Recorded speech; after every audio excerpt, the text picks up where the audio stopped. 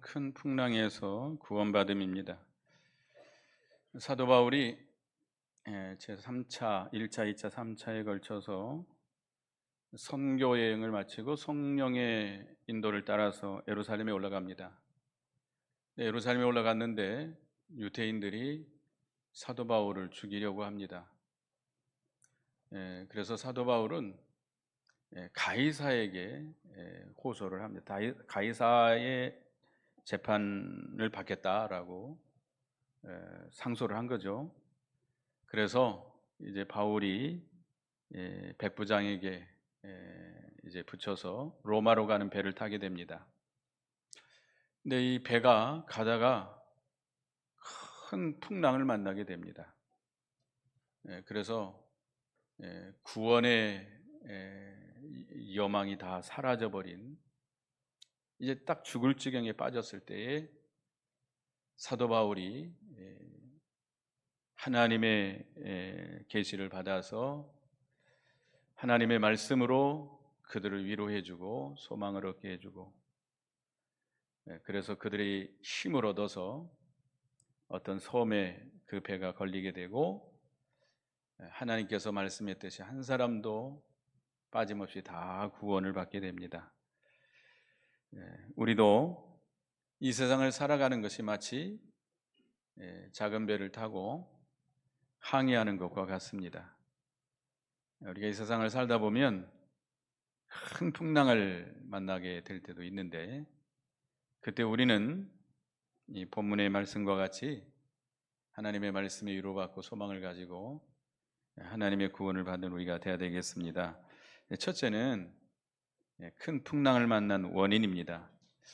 오늘 내용은 27장 전체를 보게 되는데요, 9절부터 보면 여러 날이 걸려 금식하는 절기가 이미 지났으므로 항해하기가 위태로운지라 바울이 그들을 권하여 말하되 여러분이여 내가 보니 이번 항해가 화물과 배만 아니라 우리 생명에도 타격과 많은 손해를 끼치리라 하되, 배를 타고 미항이라고 하는 곳에서 이제 로마로 가는 큰 배를 갈아탑니다. 그래서 그때가 금식이 끝난 절기, 그러니까 대속죄일이 지난 때인데, 우리나라 요즘으로 말하면 9월, 10월에 해당하는 그런 때라고 합니다. 그때에 이 지중해에 태풍이 많이 일어나는 때라고 합니다. 그래서 사도 바울은 하나님의 감동으로 하나님의 뜻을 따라서 이 미항에서 떠나지 말고 여기서 겨울을 지내고 가자라고 말을 합니다. 만약에 그렇지 않으면 화물과 배만 아니라 우리의 생명에도 타격과 많은 손해가 끼치리라 라고 말했습니다. 그런데 11절 12절을 다 같이 읽어보겠습니다. 11절 12절 시작. 백부장이 선장과 선주의 말을 바울의 말보다 더 믿더라. 그 항구가 겨울을 지내기에 불편하므로 거기서 떠나 아무쪼록 베닉스에 가서 겨울을 지내자 하는 자가 더 많으니, 베닉스는 그레데 항구라. 한쪽은 서남을 한쪽은 서북을 향하였더라. 그러나 이 백부장이 사도 바울의 말보다 선장과 선주의 말을 더 믿게 됩니다.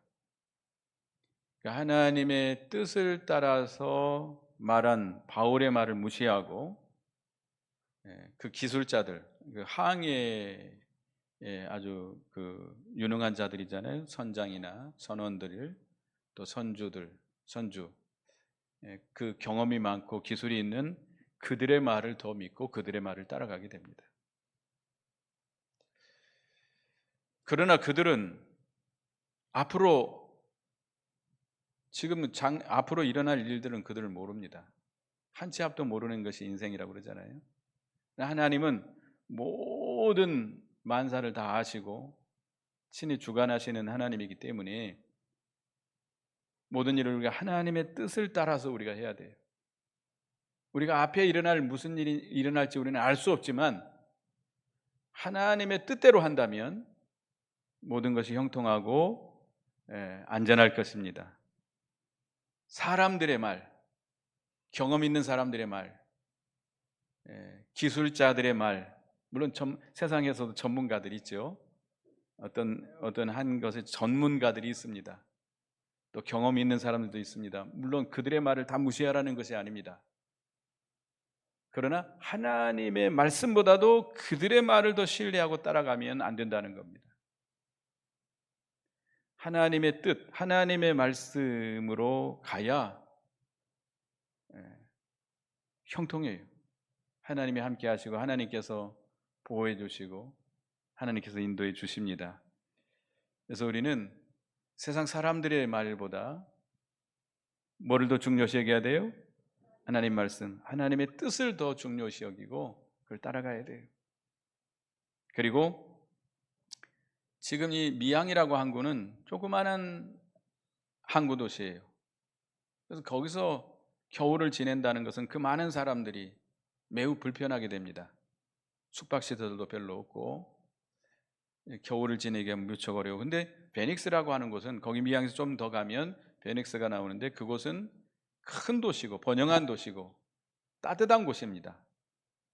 따뜻한 곳이에요. 또 이렇게 그 주변은 경치도 좋고 그래서 겨울을 지내기가 매우 편한 곳이기 때문에 이 백부장이라든지 그 승객들은 여기서 겨울을 지내지 말고 더 편한 곳, 좋은 환경인 베닉스로 가서 겨울을 지내자라고 해서 그걸 따라간 겁니다. 그러니까 좋은 환경을 따라간 거죠. 하나님의 뜻을 생각하지 않고 좋은 환경을 따라가다가 실패하게 된 거예요. 또 많은 사람들도 어디로 가기를 원했어요? 베닉스로 가기를 더 원했어요.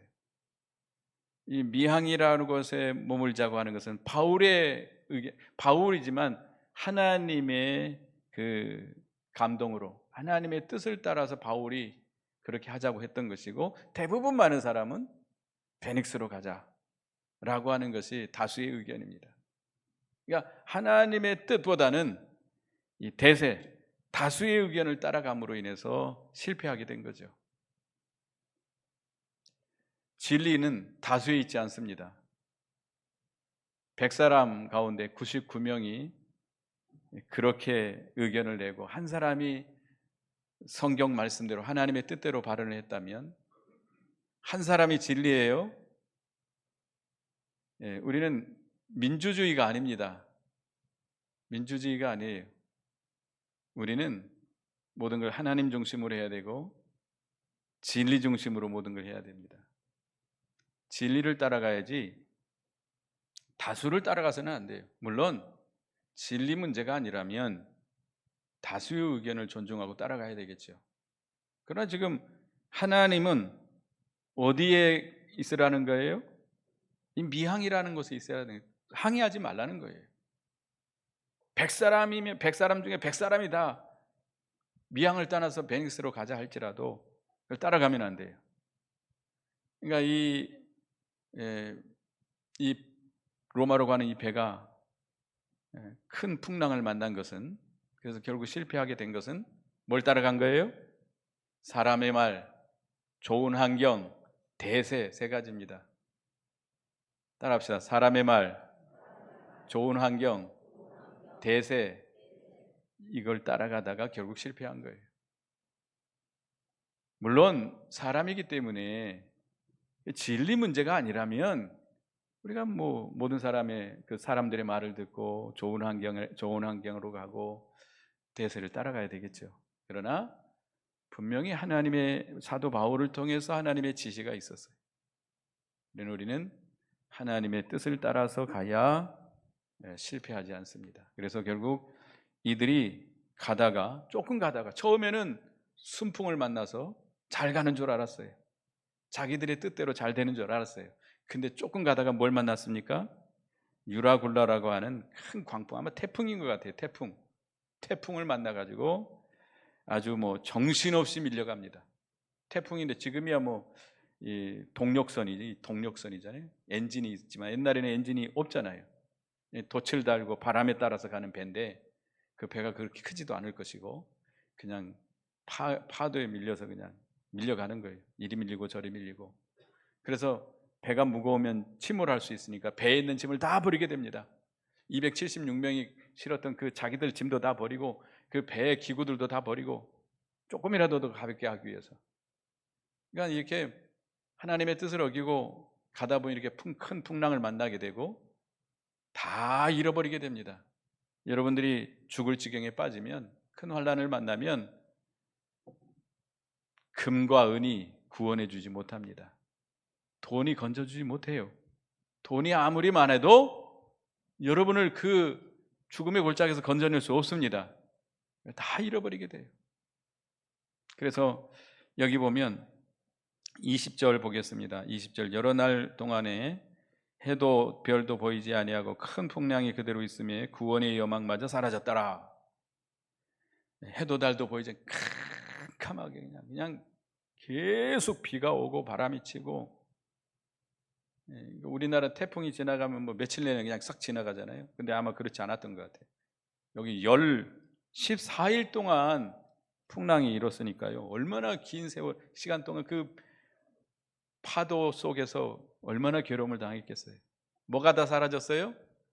구원의 여망이 사라졌어요. 딱 죽을 지경에 이르렀어요.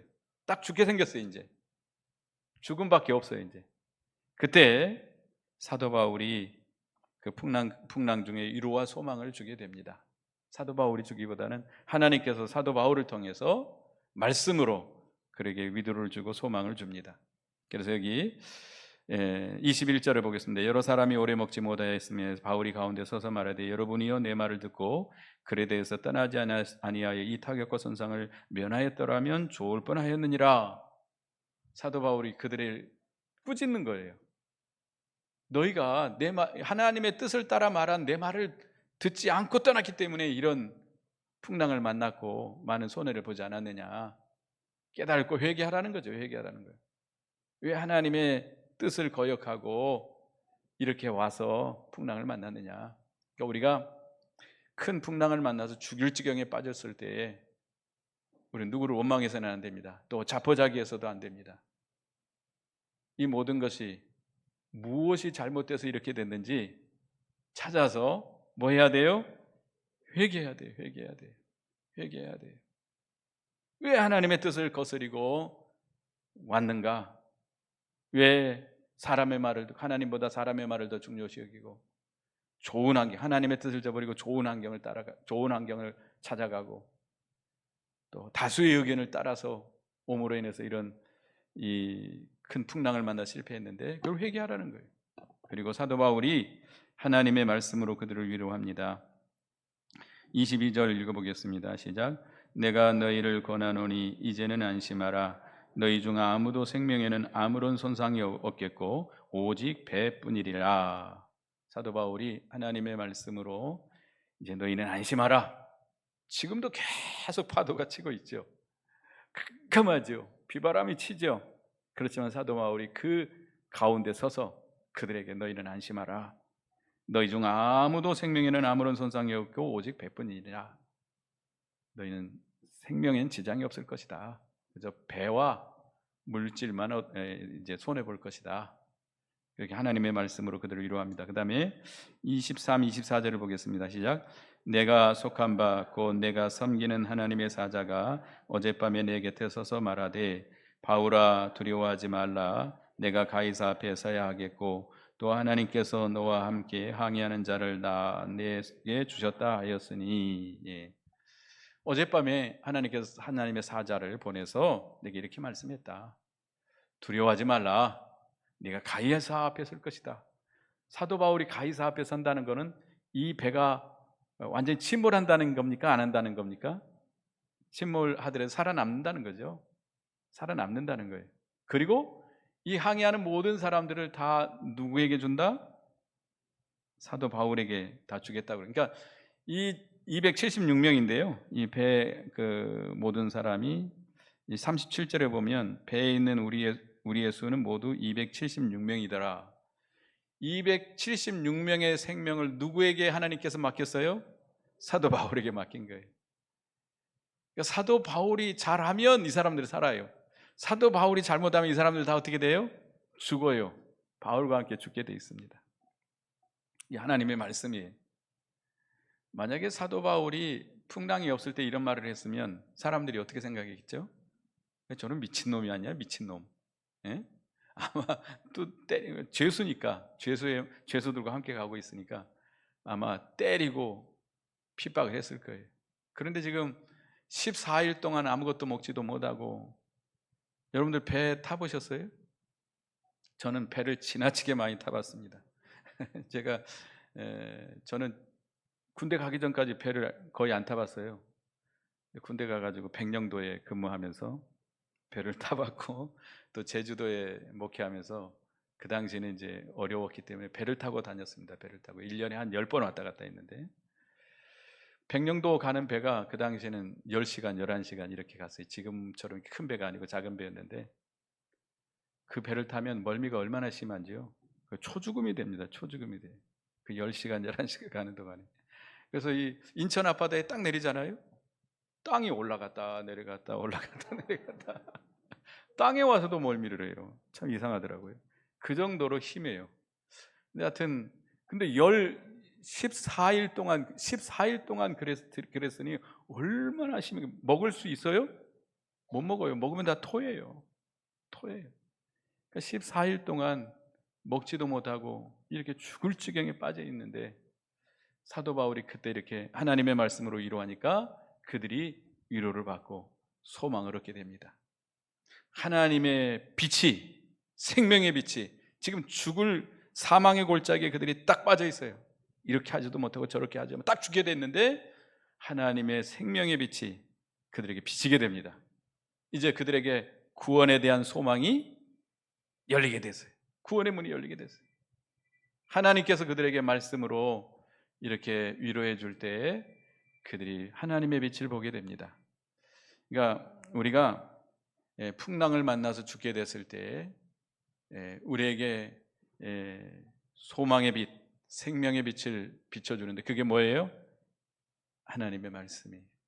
하나님의 말씀이 우리에게 큰 위로가 되고 소망이 되고 힘이 됩니다. 우리 시편 107편 보겠습니다. 시편 107편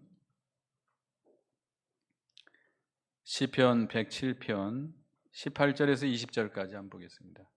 18절에서 20절까지 앞에 나왔으니까 한번 읽어보겠습니다. 시작.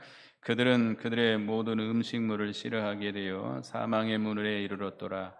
이에 그들이 그들의 고통 때문에 여호와께 부르짖으매 그가 그들의 고통에서 그들을 구원하시되 그가 그의 말씀을 보내어 그들을 고치시고 위험한 지경에서 건지시는도다. 얼마나 고통이 심한지, 환난이 심한지, 음식물이 싫어질 정도로 먹으면 다 소화가 안 되고 토하고 딱 사망의 문에 이르게 됐어요. 딱 죽게 됐어요. 이럴 때 하나님께 부르짖으니까 하나님께서 그들을 구원하시되 뭘 보내서? 말씀을 보내서 그들을 치료하시고 고치시고 그들을 그 위험한 지경에서 건져주셨다. 그러니까 여러분들이 다 죽게 됐을 때 뭘 붙들어야 돼요? 말씀을 붙들어야 돼요. 이 사도 바울이 말씀으로 그들을 하나님의 말씀으로 위로할 때에 그들에게 그 말씀이 그들을 치료하고 위로하고 소망을 주고 힘을 준 겁니다. 여러분들 죽을 지경에 빠졌을 때 회개하고 뭘 붙들어야 돼요? 말씀을 붙드시기 바랍니다. 말씀. 하나님께서 성경을 읽다가 깨닫게 할 때도 있고요. 또 이렇게 하나님의 종들을 통해서 말씀을 전할 때 또 그때 하나님께서 말씀을 주실 때도 있습니다. 여러 가지 방법으로 하나님께서 말씀을 주실 때 그 말씀을 붙들고 그 말씀의 힘을 얻어서 그 말씀대로 순종해서 여러분들 일어나시기 바라겠습니다. 결국 이 바울이 그들의 모든 생명을 짊어지게 된 겁니다. 여러분들이 여러분의 가정이나 교회나 직장이나 뭐 우리나라 한국이라 이런 배를 타고 가는데, 요즘 한국이 상당히 어렵다고 그러죠. 지금 경제가 코로나 때보다 더 어렵다고 이렇게 말들을 합니다. 지금 뭐 사업하시는 분들, 장사하시는 분들, 장사는 잘하는데 뭐만 올라가요? 물가만 계속 올라가니까 너무 힘들어요. 너무 힘들어요. 그런데 이 모든 이유가 어디에 있어요? 꼴보기 싫은 윤석열 대통령이 잘못해서 그럽니까?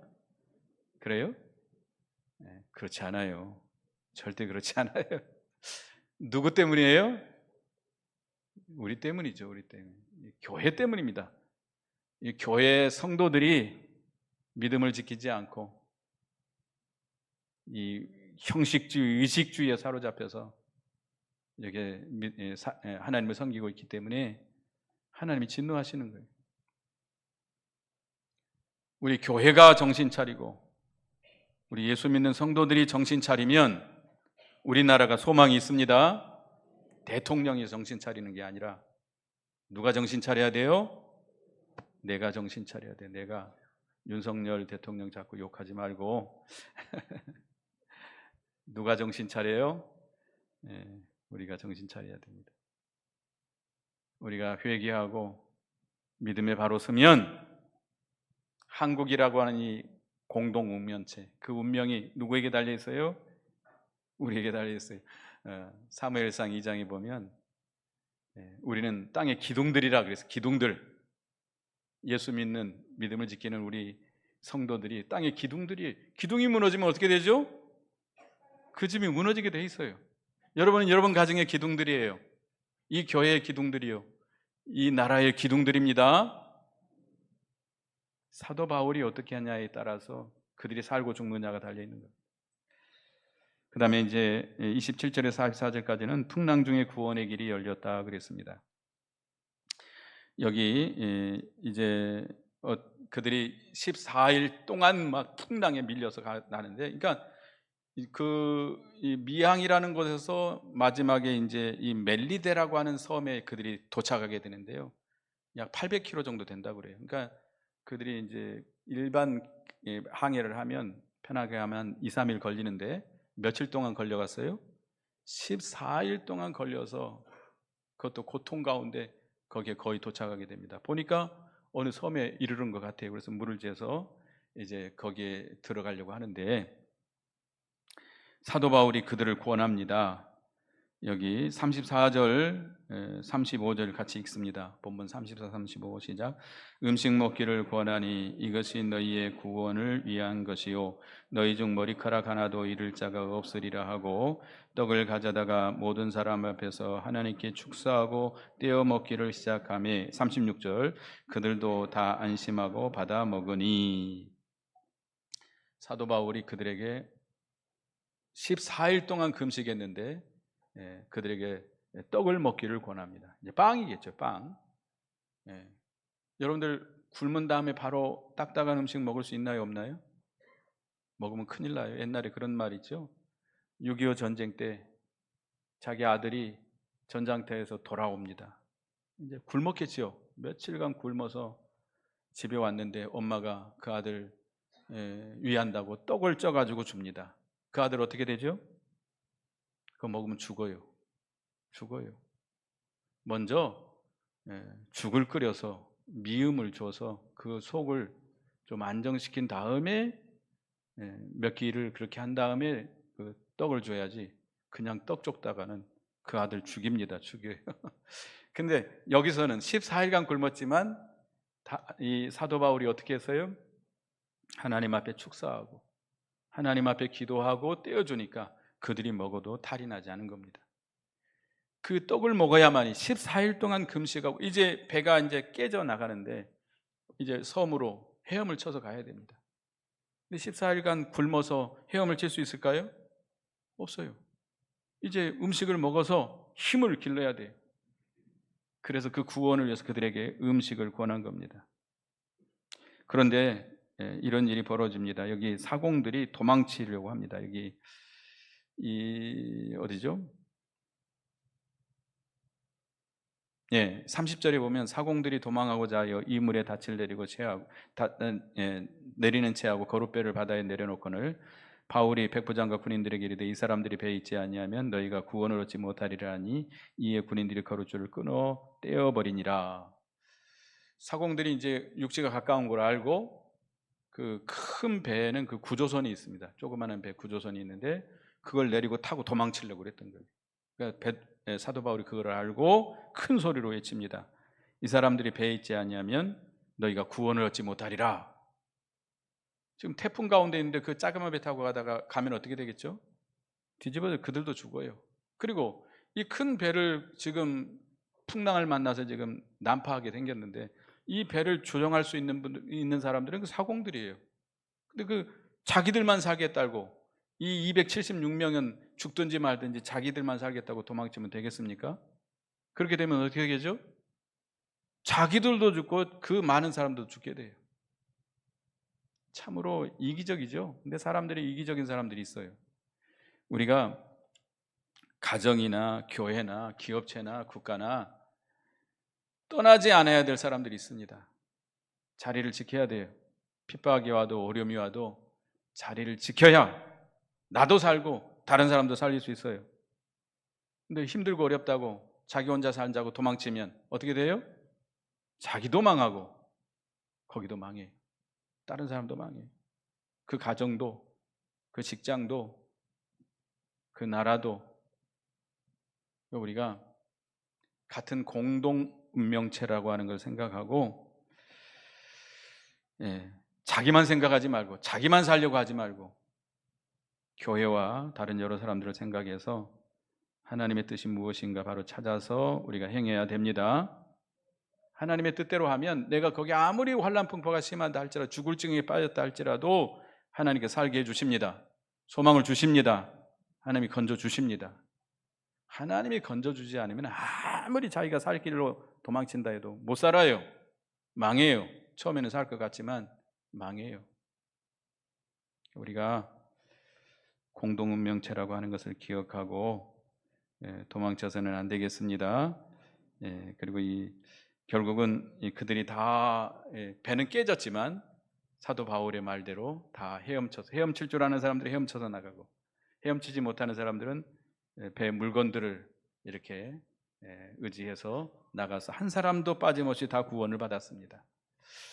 우리도 이 세상에서 큰 풍랑을 만날 수가 있습니다. 때때로 만나기도 하죠.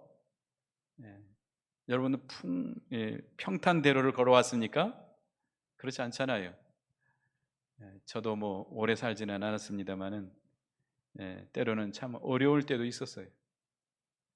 그렇지만 그때마다 우리는 회개하고 우리가 먼저 회개해야 돼요. 누구를 원망하고 누구를 탓하지 말고 이 모든 일이 누구 때문에 이런 일이 일어난 줄 알아야 돼요. 자기 때문에 이런 줄 알고 무엇을 잘못했는지 찾아서 회개해야 됩니다. 그리고 하나님의 말씀에 소망을 두시기 바라겠습니다. 우리 25절 크게 한번 같이 읽어보겠습니다. 25절 시작. 그러므로 여러분이여 안심하라. 나는 내게 말씀하신 그대로 되리라고 하나님을 믿노라.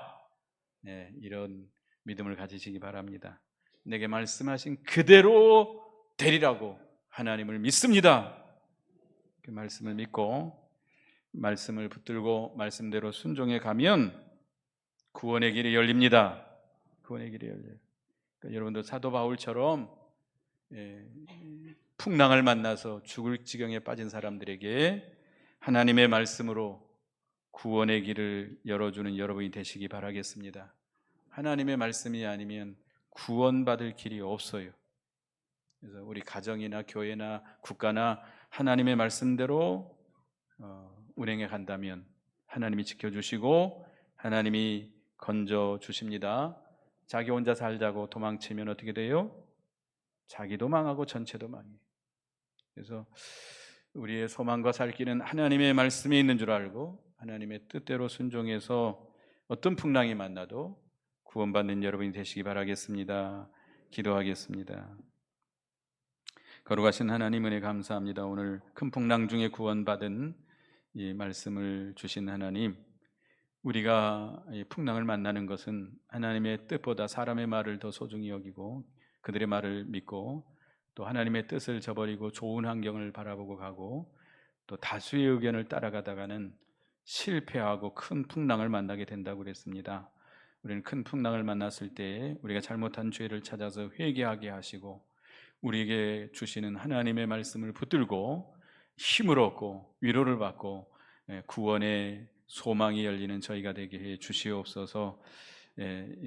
자기 혼자 살겠다고 도망치면 자기도 망하고 그 전체도 망하게 된다고 그랬습니다. 우리는 전체를 생각하고 자기가 힘들고 어렵겠지만 전체를 생각해서 하나님의 뜻대로 순종해 나가는 저희가 되게 해 주시옵소서. 아무튼 우리가 이런 이 풍파를 만났을 때에 회개하고 하나님의 말씀을 붙들고 하나님의 도우시는 역사로 말미암아 구원받는 저희가 되게 해 주시옵소서. 예수님의 이름으로 기도드리옵나이다. 아멘.